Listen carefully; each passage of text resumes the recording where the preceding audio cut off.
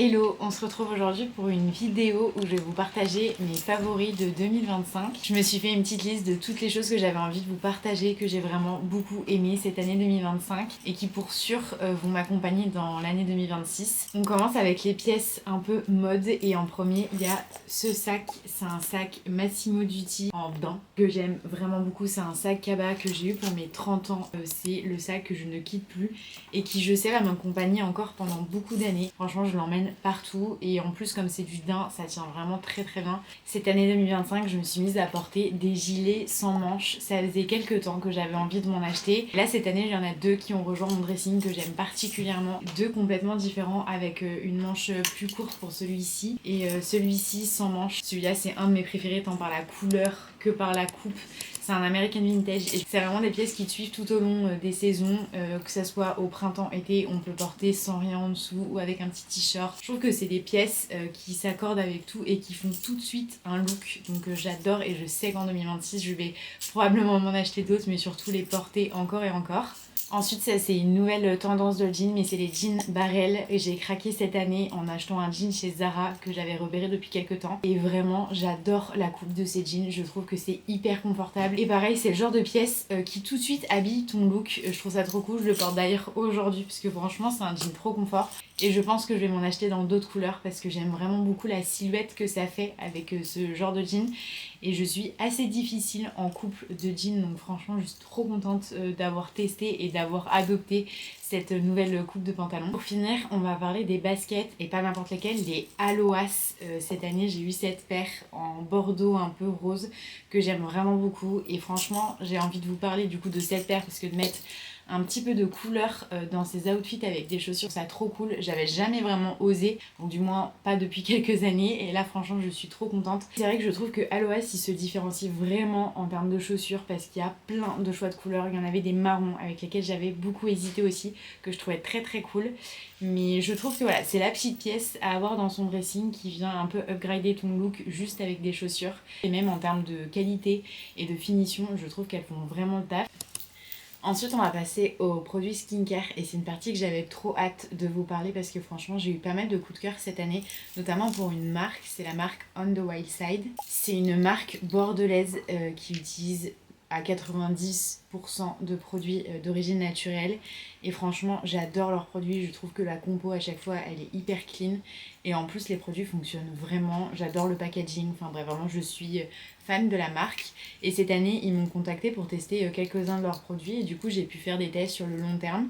Je connaissais déjà un peu la marque parce que j'ai déjà des produits de chez eux mais là du coup j'ai pu tester des nouveautés qui sont sorties et on voit vraiment la différence, la qualité des produits est vraiment incroyable. J'avais envie de vous parler de 3 de leurs produits. Le premier c'est le sérum, vraiment que j'adore, que j'utilise actuellement. C'est un sérum visage et le but de ce sérum c'est de repulper la peau et je trouve franchement que c'est un des meilleurs sérums que j'ai utilisé. Je sais pas si on va bien voir mais je l'ai presque terminé et franchement je l'aime vraiment beaucoup. Pour voir le rendu ça va faire maintenant 2 mois que je l'ai et je trouve vraiment qu'au niveau de la peau on voit la différence, donc ça je trouve ça trop cool. Et j'ai aussi le baume contour des yeux que j'aime beaucoup. En fait je trouve que les deux en termes de texture ils sont quand même assez épais et donc on a vraiment une sensation de bien nourrir la peau et pour un contour des yeux ça je trouve que c'est hyper important. J'aime beaucoup le côté pompe aussi, je trouve ça trop pratique le matin. J'avais aussi testé il y a quelques années leur crème de jour que je trouve aussi incroyable, mais vraiment ces deux produits du coup pour votre routine je vous les recommande, ils sont top. Et j'ai aussi du coup testé ce masque à l'argile, c'est un masque 2 en 1 donc ça déjà je trouve le concept trop bien parce que c'est un masque qu'on peut mettre sur son visage et sur les cheveux en même temps. La flemme de faire votre masque, notamment moi pendant ma Everything Shower, je viens l'appliquer un peu sur le visage et je viens le mettre aussi du coup au niveau de mes racines. C'est trop pratique et ensuite on vient tout rincer sous la douche. Il y a un duo d'argile et du charbon végétal, pareil que des produits naturels, c'est cueilli en France, c'est fabriqué en France. J'avais aussi envie de vous parler de mon deuxième chouchou en termes de marque, c'est Typologie et ça c'est la deuxième fois que j'ai cette huile démaquillante que j'adore. Franchement je ne changerais pour rien au monde, elle est vraiment incroyable. Ça fait un petit moment maintenant que je me démaquille à l'huile démaquillante, notamment grâce à celle-ci. Parce qu'en fait ça me saoulait de prendre des cotons, de frotter mon visage, ça m'abîmait un peu je trouve la peau, dans le sens où ça me faisait pas mal de rougeur parce que j'ai la peau assez sensible. Et là ça démaquille en une demi-seconde, on vient de passer un peu d'eau ensuite et c'est parti. Ça faisait plus d'1 an, 1 an et demi que je l'avais, donc après je me maquille pas non plus tous les jours. Mais en fait, il y a besoin que de quelques gouttes pour l'utiliser et je le trouve vraiment très très bien. En termes d'odeur et de packaging, Typology, ils sont vraiment très forts. De toute façon, Typology et On The White Side, c'est les deux marques que j'utilise quasiment sur toute ma skincare. Je n'utilise pas d'autres produits. Et d'ailleurs, ça, je vous le recommande vraiment. On voit vraiment la différence depuis que j'utilise pas une marque par produit. Ça fait toute la différence. J'ai vu les résultats sur ma peau. Ça fait 2 ans maintenant que j'utilise Typology. Et je vois vraiment la différence. Maintenant, ma peau, elle est beaucoup plus jolie au niveau du grain, de l'éclat. J'ai beaucoup moins de petits boutons qui apparaissent. J'ai envie de vous parler d'un de mes plus gros changements cette année, mais qui est en fait pas une découverte parce que je l'utilisais depuis des années. C'est ce baume Atoderm de chez Bioderma. C'est un baume ultra apaisant pour les peaux atopiques et très sensibles. Cette histoire, c'est ma dermato qui me l'a donné il y a quelques années parce que j'ai une peau atopique avec pas mal d'eczéma qui me gratte beaucoup. Et en fait, elle m'avait recommandé cette crème en me disant que ça allait vraiment pouvoir apaiser mon corps. Je l'ai utilisée pendant très longtemps et ensuite ça s'est un petit peu calmé mes crises d'eczéma, donc j'utilisais que de temps en temps. J'ai vraiment envie de m'en retrouver un autre parce que je recommence un peu à faire des crises au niveau de ma peau. Et donc du coup, la pharmacienne, elle m'avait recommandé 2 crèmes, dont celle-ci, et je me suis dit qu'en fait, j'avais pas de doute, il fallait que je reprenne celle-là.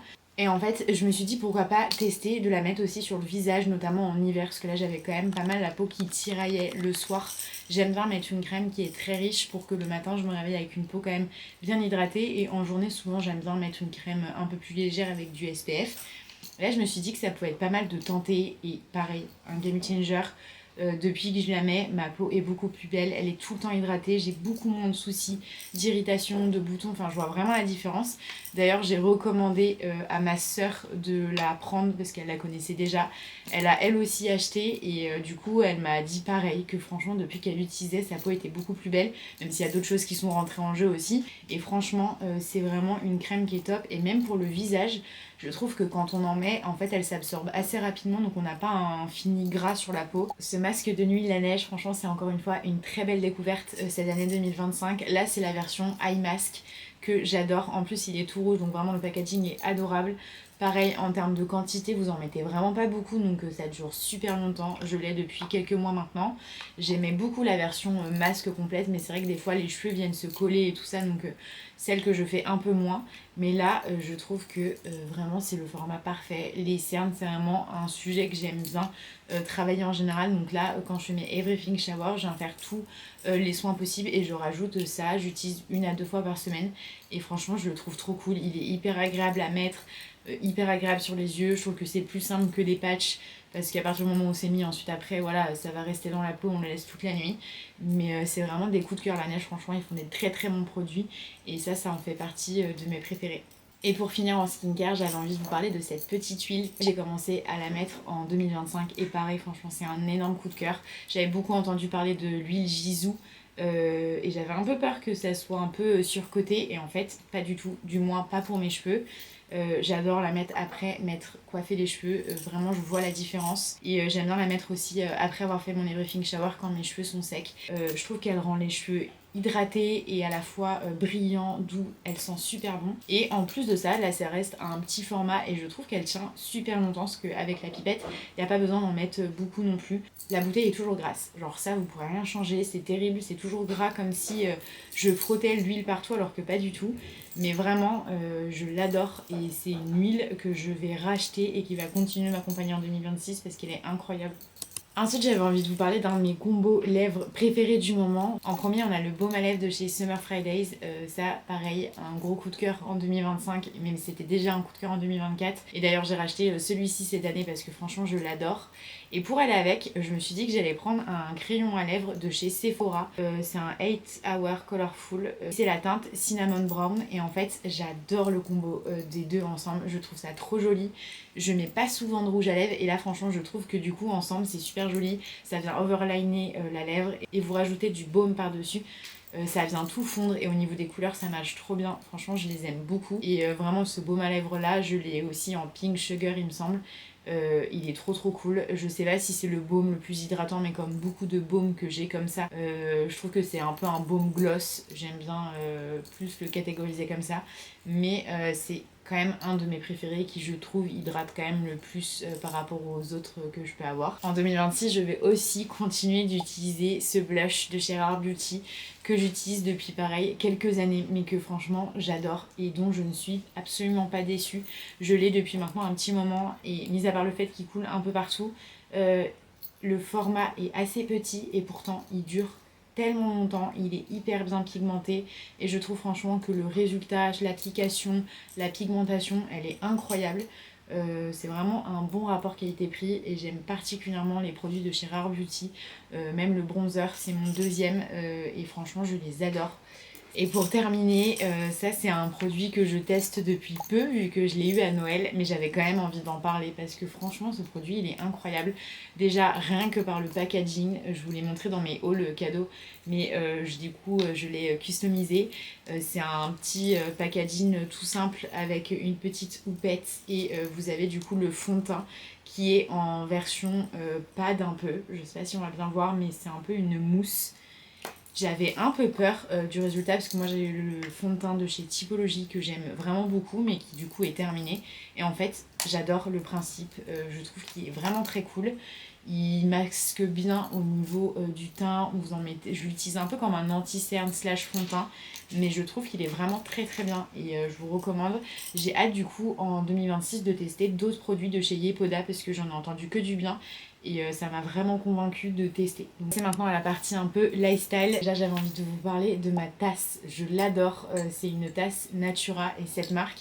C'est une découverte qu'on a faite quand on était à Saint-Sébastien. Mais j'aime vraiment beaucoup. J'ai choisi une avec mon initiale et pareil pour mon chéri. Et franchement je trouve ça trop cool. La tasse est hyper qualitative et ils avaient pas mal de tasses un peu comme ça. Et voilà, ça c'est une tasse qui je sais va vraiment m'accompagner en 2026 parce que je la trouve trop chouette. J'avais envie de vous parler d'un compte YouTube que j'ai découvert cette année pour le Pilates que j'aime vraiment beaucoup. C'est une trop belle découverte que j'ai faite, il me semble, sur TikTok. Easy Pilates, il me semble, je vous mettrai de toute façon sa chaîne. Il propose des vidéos YouTube de Pilates sur tapis en niveau intermediate advanced et franchement j'en ai regardé beaucoup des vidéos YouTube et c'est une de mes préférées ces derniers temps. Je n'ai fait que ces vidéos, surtout qu'en fait elle fait des programmes. Elle a sorti en fait un programme de vidéos en janvier l'année dernière et là elle vient de ressortir pour janvier 2026, mais où elle vient faire une vidéo à faire tous les jours pendant un mois. Donc moi je viens les lisser à plus ou moins 4 séances par semaine, 4-5 séances par semaine, mais je trouve que ces vidéos sont hyper bien travaillées. Elle commence toujours par un étirement et elle finit toujours par un étirement et ça je trouve que c'est trop cool. Chaque fois c'est super bien pensé, les exercices sont variés et du coup c'est un peu plus, on va dire, intermediate en termes de niveau. Donc pour les filles qui pratiquent déjà le pilates sur tapis, je trouve ça cool parce qu'il y a beaucoup de vidéos pour débutants, mais c'est vrai que quand on a commencé à en faire un petit peu on a envie de se challenger et là en plus ce qui est génial c'est qu'il utilise un peu de poids, un peu de charge, donc ça s'approche aussi un peu du réformeur on peut dire, enfin pas vraiment parce qu'on n'est pas sur une machine mais du moins on charge un petit peu plus. C'est pas des charges lourdes mais vraiment c'est un game changer ces vidéos, je les aime vraiment beaucoup. Je trouve qu'elle est vraiment hyper agréable à regarder, elle parle pas tant que ça, elle explique bien les mouvements, elle explique bien la respiration et j'aime vraiment beaucoup beaucoup ces vidéos, donc je vous conseille d'aller les regarder parce que je trouve que c'est vraiment cool de découvrir des cours sur YouTube qui sont en plus de ça gratuits et qui te font vraiment avancer, enfin ça fait toute la différence. J'avais aussi envie de vous parler d'un matcha que j'ai découvert cette année, que j'aime vraiment beaucoup. Je ne retrouve plus la boîte parce que je l'ai terminé. Un matcha qui, franchement, en termes de rapport qualité-prix, j'ai beaucoup aimé.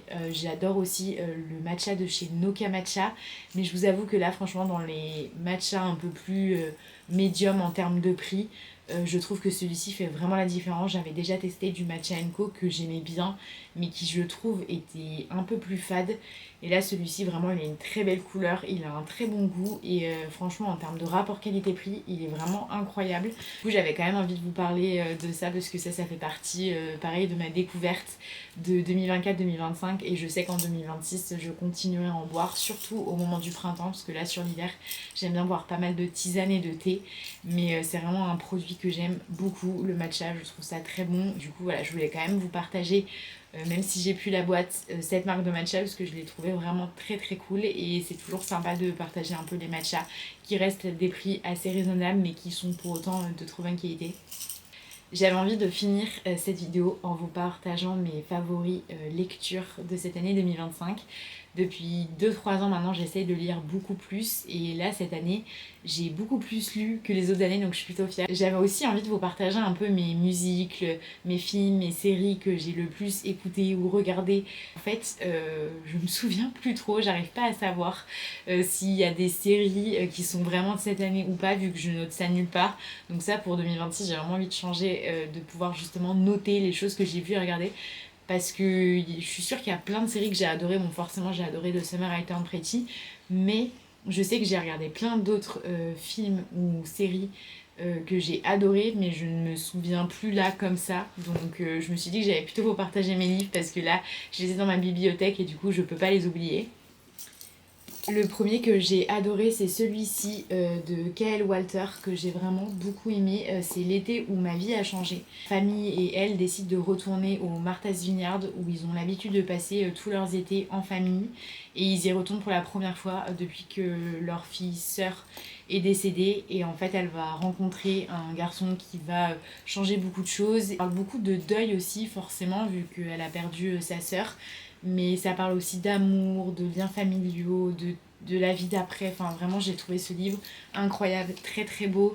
Et en fait, ce que j'ai aussi adoré avec ce livre, c'est que pendant tout le livre, on suit en fait le jeu familial qui, je trouve, amène un peu d'humour et de fun et un peu de suspense. Mais ils adorent jouer à assassin et franchement, ça a rythmé un peu tout le livre. Et j'ai vraiment beaucoup aimé ce livre. Je l'ai lu en français. Enfin voilà, je trouve qu'il y a pas mal d'émotions quand on lit ce livre et j'ai trouvé trop cool.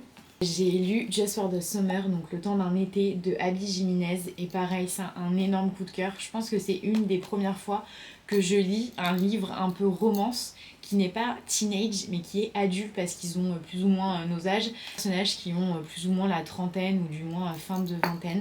Et ça, j'ai trouvé ça trop cool parce qu'en fait, ils travaillent, voilà, ils ont un rythme assez classique, donc je me suis beaucoup identifiée dans ce livre.